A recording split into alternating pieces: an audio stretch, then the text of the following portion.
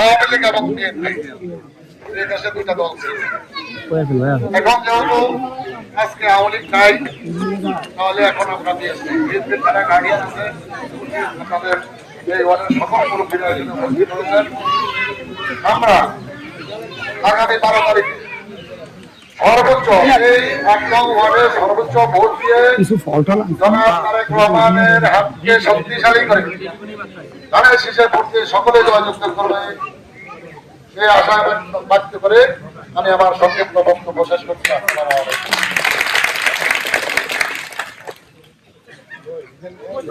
Shortcut কর সমস্যা নেই করো তারপরে কারো দিব তারপরে তার দিব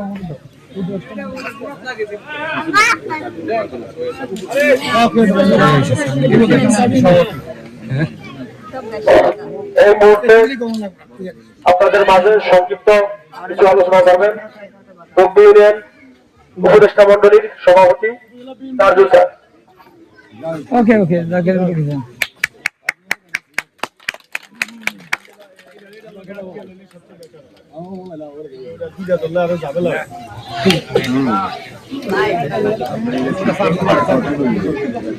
বিসমিল্লাহির রহমানির রহিম।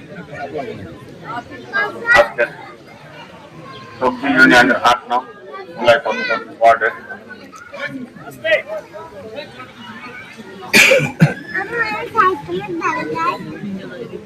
উঠান বৈঠক উপলক্ষে আয়োজিত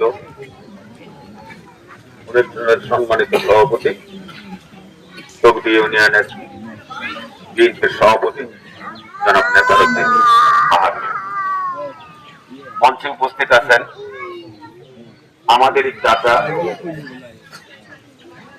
মিন্টু চাচা হিসাবে আমরা সবাই চিনি বা আপনারা এখানে সবাই তাকে চিনেন।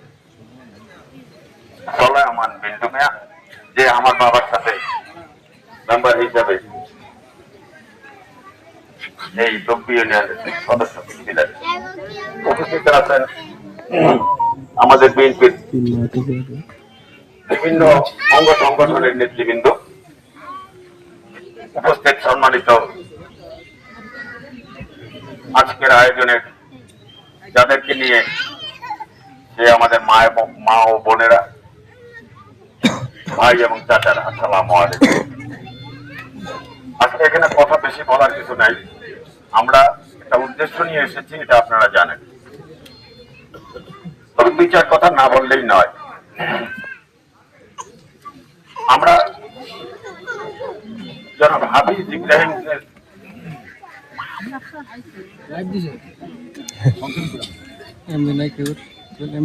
ইব্রাহিম সম্বন্ধে কথা বলতে হয়।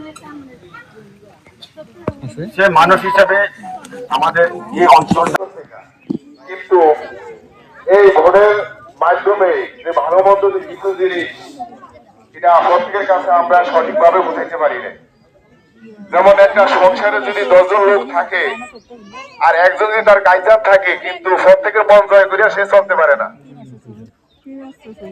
যেখানে যা কিছু আছে একটু টুকটাক হবে হয়ে গেছে, কিন্তু যেহেতু নির্বাচন আমাদের সামনে কাছে গেছে, আমরা প্রত্যেকে একমত হয়ে আমরা ধানের শীষে ভোট দিয়ে ইউনিয়নের কৃতি সন্তান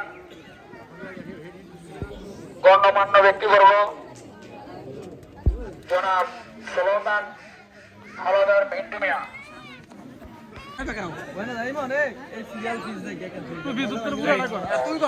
সারা ভিডিও সুন্দর